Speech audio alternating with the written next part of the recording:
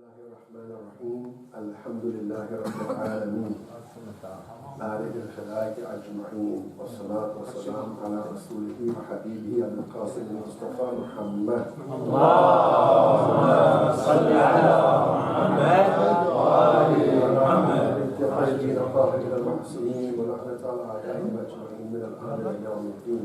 السلام عليكم ورحمة الله وبركاته. وعليكم السلام ورحمة الله.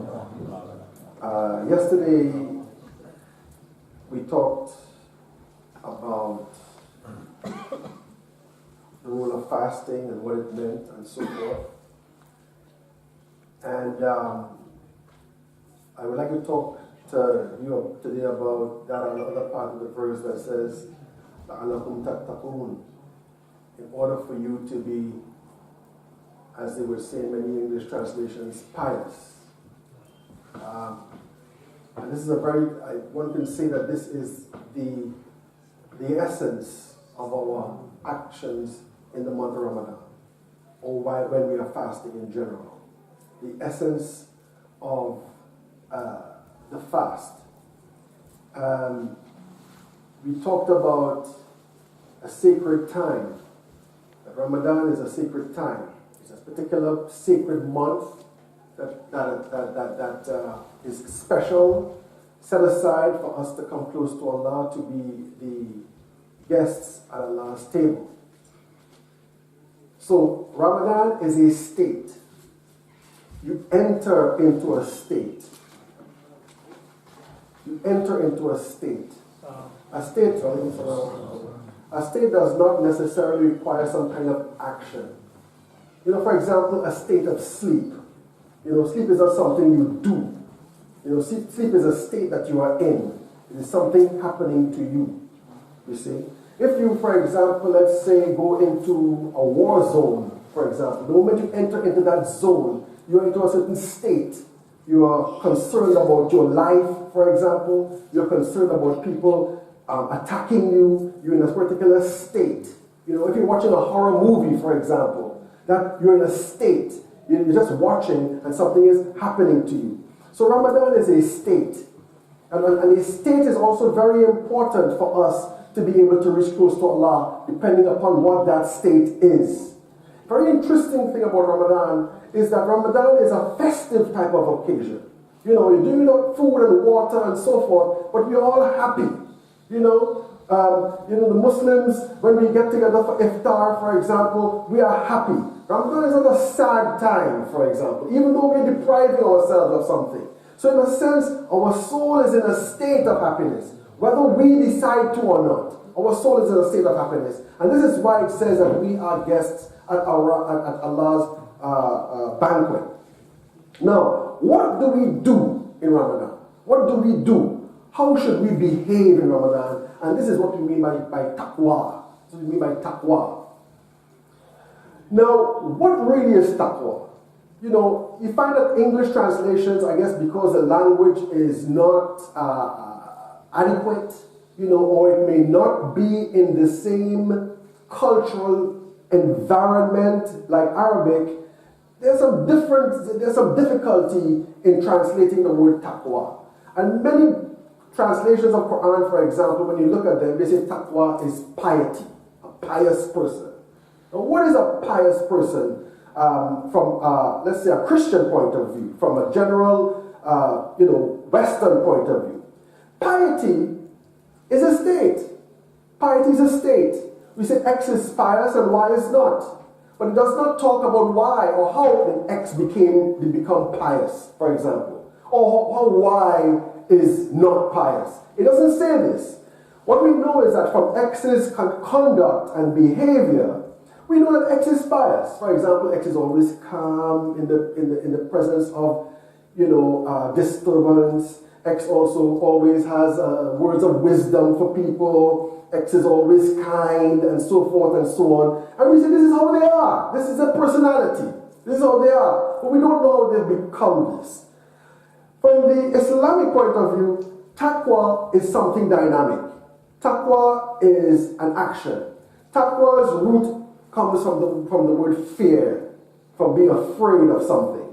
from falling into something that is dangerous to you. And so for you not to fall into that thing that is dangerous for you, you do something to stay away from that. So for example, we don't want to be sick. We don't want to get sick. So what do? We eat properly, we get the right exercise, we get the right sleep. All of this is a kind of a physical taqwa. You're doing something not to fall into that particular situation. So taqwa is something dynamic. When you keep on doing this, then you enter into a state. The actions lead to a state. So I give you an example, because I was thinking about this.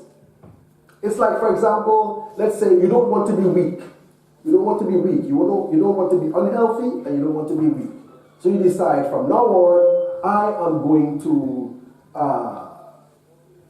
do the things that make me strong, and prevent me from falling ill or getting sick. So I start eating properly. It's an action. Then I start going to the gym. It's an action. Now, when you start doing this, you're not used to doing this. All right? So sometimes you might forget. You see, remember I was telling you guys about the water in Ramadan. You forget. You get into a type of a general type of behavior where you are used to something else. So you have to keep on doing this, repeating this over and over and over again until it becomes what? Malaka, from the Farsi point of view, I guess. It becomes part of yourself at this point in time, and therefore you enter into a state. Now, for us to maintain that activity, you have to be sincere. You have to have ikhlas. You have to know that this thing is something that you want to have. This state is something that you want to achieve. And without that idea, without that feeling in your mind, you cannot move forward. You go to school to study, for example, and you are not sure or you're not committed to the educational process, you will not succeed. You will not be able to discipline yourself, to control yourself in order to succeed. And so you have to have a previous thing, which is ikhlas, which is a sense of commitment, a sense of truthfulness, a sense of the vision that you want to see. Now, you have different levels of ikhlas. You have two types of ikhlas. One ikhlas is making one's deen in a conscious way, relevant to where you want to go. One is, for example, when you are looking at your prayer, for example, you say to yourself, this prayer is very important for me to get close to Allah. I want to get close to Allah, so therefore I will take this prayer seriously. This is ikhlas on an active point of view. And you have Allah subhanahu wa ta'ala saying in the Holy Quran, Bismillahir Rahmanir Rahim, وَمَا أُمِرُوا إِلَّا لِيَعْبُدُوا اللَّهَ مُخْلِصِينَ لَهُ الدِّينَ. Says, and they were not commanded except to worship Allah being sincere.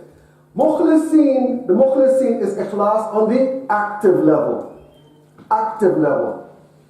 When we are fasting, for example, we should be fasting on an active level, always thinking that I'm doing this to get to Allah subhanahu wa ta'ala.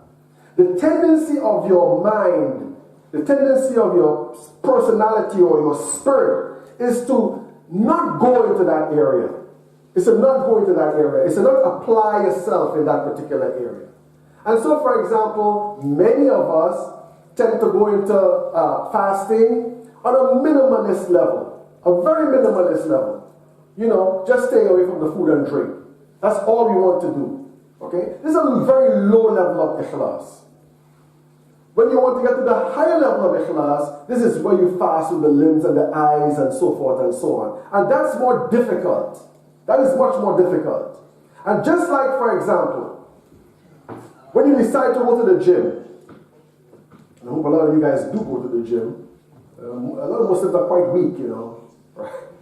A lot of us are quite weak. You know, a lot of us want to say we are the soldiers of Imam Zaman and so forth and so on. You know, and all you're doing is, eating wrong foods and not exercising yourself, and your stomach is getting big and so on. And when he shows up tomorrow, you can't run to jump on a horse to accompany him, all right? But when you start this, you might be gung-ho and be active for a day or two or three times, and then afterwards you say, I'm tired of this. It's taking too much of my time. You bring up excuse why I shouldn't do this and why I have to do that and so forth. And you're not committed, you're not sincere. Somebody will say you're not sincere. It's the same thing when we go into Ramadan. Alright? For the first couple of days of Ramadan, we are really super pious. By the second to last day of Ramadan, we can't wait for it to end. We can't wait for it to end. Had too much of this now. It's Allah Prophet Muhammad and his family. So the first phase of being mukhlis is actually consciously persevering on this level. Actually consciously persevering on what you need to do and what is recommended to do in the month of Ramadan. Reading Quran. Not only reading Quran on the level of just reading, but reading the Quran on the level of trying to find out how I could be the Quran. How I would do whatever the Quran says to do and stay away from whatever the Holy Quran says to stay away from. And brothers, and I tell you, when you do this, you get a closer relationship with the Quran than many other people. I know of people who don't know Arabic at all. They can't read Arabic, but they're mukhlis. Whenever they read the Quran, and the Quran says do, they do. And they keep on doing for the rest of their lives. When it says stay away from this, they stay away from that, and they keep on like this for the rest of their lives. And I tell you something, when that person wants to ask the Quran anything, where is my son today? That Quran will tell him that in English. This is a fact. When you want to be the Quran, when you want to be part of the Quran, you do what the Quran says to do, and you stay away from what the Holy Quran says to stay away from, and you establish a relationship of love with the Quran, because the essence of the Quran is spiritual. The essence of the Quran is spiritual. And in this way, when you persevere, you arrive at a type of state.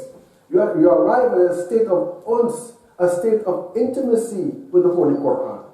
The Holy Quran becomes your friend. It becomes your friend in your life. And you don't have to wait to die for it to come out from between your shroud and your body as a beautiful young man and says to you, I'm your friend. You will experience it as a friend in this life. Your salawat to the Holy Prophet Muhammad and his family.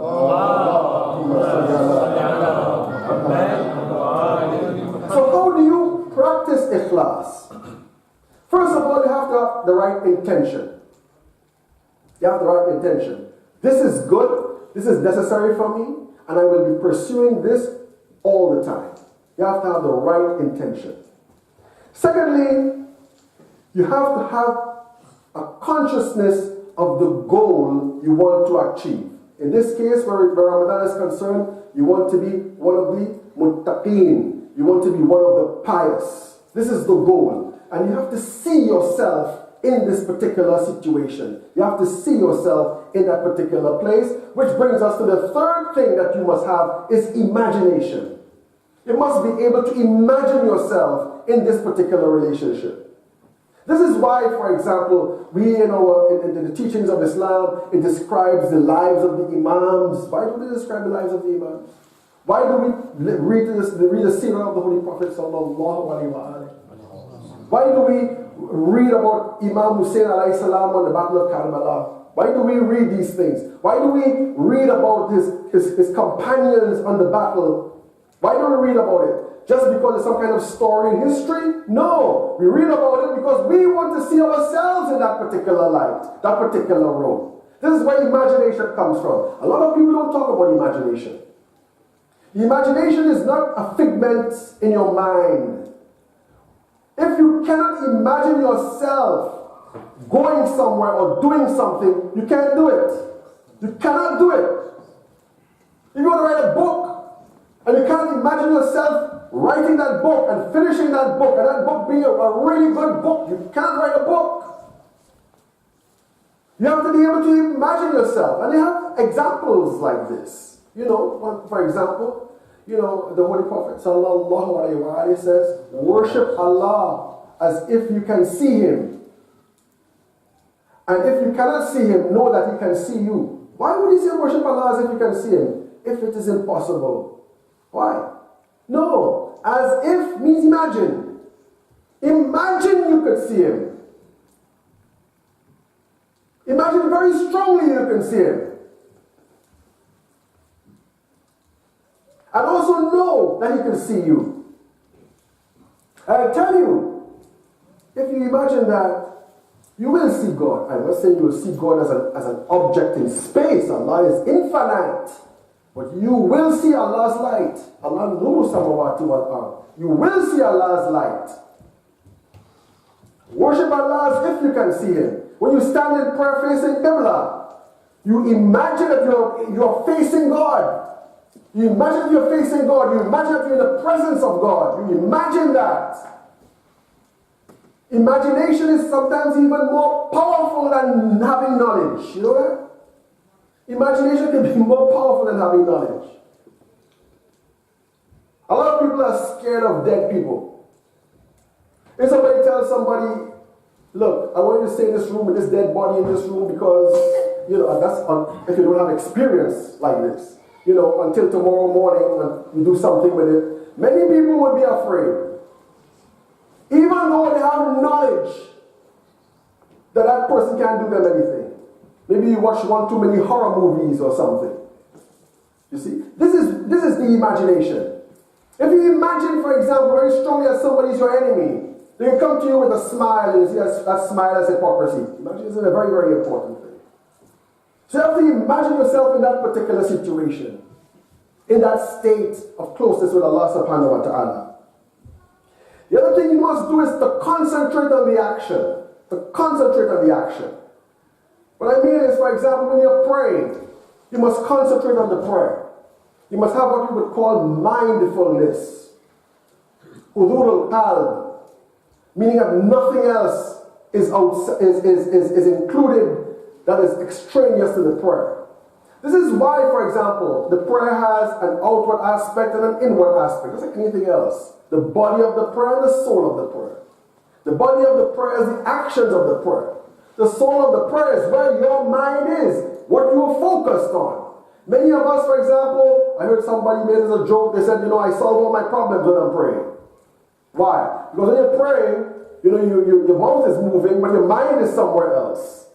You're thinking about the things that you have to do or that bother you when after the prayer is finished that you have to go back to. You have to be able to put everything outside of yourself. This is why, for example, outwardly, if you turn your head to the left or you turn your head to the right, the prayer becomes batil. If you eat during the prayer becomes batil. You see? Why? Because outwardly, what the rules are is encouraging an inward focus, where your heart is connected to Allah. There are two houses of God. There are two houses of God. One house is the Kaaba, and the other house is the heart of the believer. Allah says, the heavens and earth cannot contain me. Only the heart of my believing servant that could contain me. When your heart is focused completely upon Allah, then you are arriving at ikhlas in salah. And to be able to do that, you have to be able to go to war with yourself. Because our minds have different levels or different compartments. One compartment of our mind is like it doesn't like to be still. When it's still, it's going here and there and things are happening. And you start to follow those things that is and is going to. So you might be praying, for example, and our prayer is repetitive. Why is it repetitive? Why do we say basically the same thing all the time? It is to encourage us to be able to focus.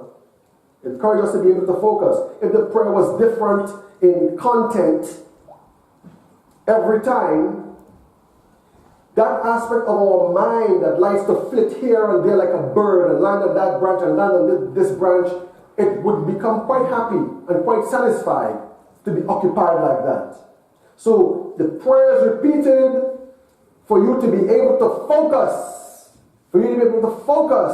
and keep external, keep away those inner distractions that we have.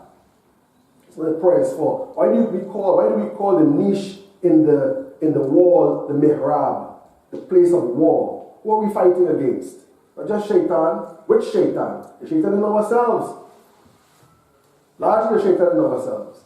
Largely our own tendencies to go here and there, which shaitan utilizes in order to keep us distracted. Taqwa is like this. When you practice taqwa, when you practice ikhlas, the shaitan is like a disease. The shaitan is like let's say for example, take for example a flu. There's a virus going around. Okay? If you're weak, that virus will make you sick. If you're strong, that virus has no effect upon you. So when we are occupied so much with the dunya, and the dunya becomes a part of us, it's very easy for the shaitan to attract us, to distract us. So this is a very, very important thing. So these points, being clear about your intention, being conscious of the goal, imagining yourself in that goal, and also concentration on the action are very important in ikhlas. So in Ramadan, we are utilizing this state, this hala, this that we are involved in, and then we are utilizing this on an active level. When you do this on a regular basis, you become mukhlas. You become mukhlas. And a mukhlas is someone who is made sincere. Sincere now becomes, as the Urafa would say, a maqam. You keep on doing it, after a while you become it. You keep on going to the gym, you keep on exercising. After a while, if you stay away, if you're forced to stay away from the gym, you feel disturbed, you feel upset, you feel that you went back down somehow. You cannot stop going to the gym, right? If somebody is always active in study, the day they don't have something to study, they feel disturbed, they don't feel complete, they're not happy. Many of the things that we do and we like doing, when we cannot do it, we do not feel happy. This is a maqam. This is where we want to get at. At that point, it doesn't take any effort to be who you are. You are that thing. And this is what Islam wants us to be. Islam doesn't want us to be always fighting with ourselves. It wants you to reach a point where you're the mukhlas, where this is your nature. And this is one of the secrets of isma, of sinlessness, that in yourself you cannot do it because it is outside you. You cannot be lazy, for example, because you're accustomed to being a person that is active. You cannot be uninformed because you're a person who is always active. That's part of your nature, to be always seeking information.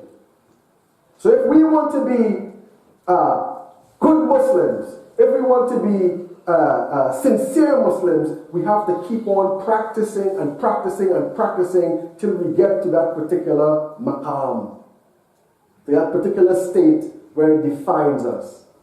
This also is the reason why the science of akhlaq works. What akhlaq, first of all, does to us is that it identifies to us faults of the human soul. Faults of the human soul. And it describes to us what those faults are. So, for example, let's say bukhl, stinginess. It will tell you what a stingy person is like. And then you can reflect upon yourself and say, okay, am I stingy or am I not? I think I am. And therefore what you do at that point, akhlaq tells you how to react against this. So now I must try to find every opportunity I can in order to be generous, in order to give. And you keep on doing this, and you keep on doing this, and you keep on doing this, and after a while, you reach a maqam. You reach a level where you cannot be stingy anymore. Or if you're cowardly, or if you're, egotistical, and so forth. It tells you what it is like, and it tells you what to do about it. When you keep on doing it and doing it, after a while, this is what you become. Islam wants us to be perfect human beings. Is that a signal? Salawat.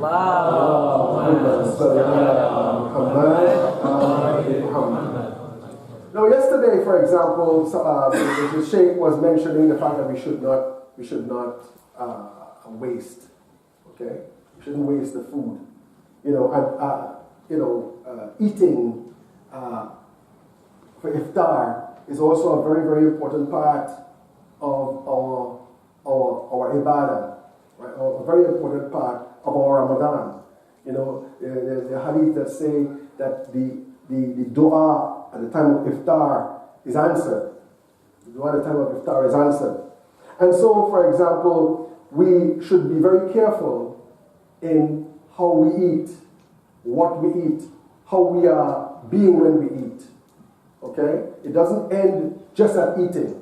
That very act of eating itself is one where we thank Allah for the food and so on. And the great Urafa, they mention this. They mention the importance of this. They say, for example, you shouldn't go towards the food in a gluttonous way, for example.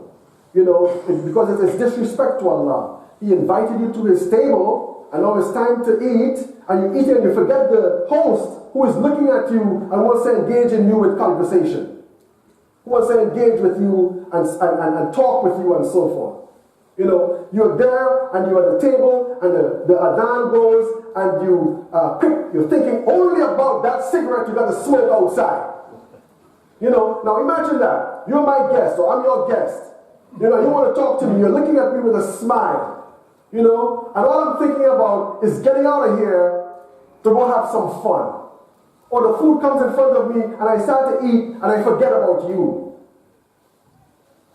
So you have some of the great ulama, for example, what they would do is they would sit there and they'll watch the food and wait for the saliva to subside in their mouth.